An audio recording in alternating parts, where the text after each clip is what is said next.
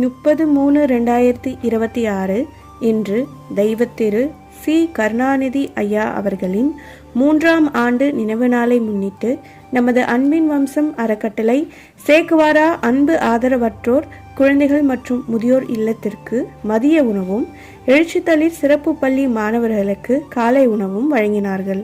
தெய்வத்திரு C. Karunanidhi ஐயா அவர்களின் ஆன்மா என்றும் இறைவன் திருவடியில் அமைதி பெற பிரார்த்திக்கிறோம்.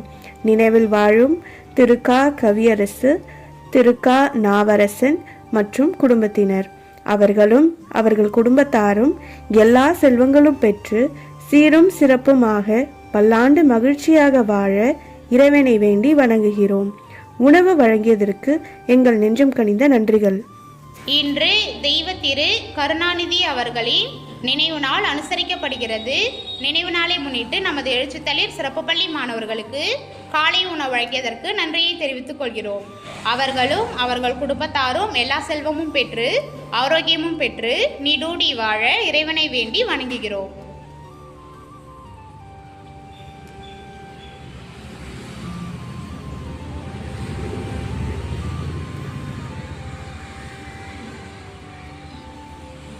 திரு கருணாநிதி அவர்களின் 3வது ஆண்டு நினைவு நாளை ஒட்டி நமக்கு சிறப்பான உணவு வழங்கியுள்ளார்கள்.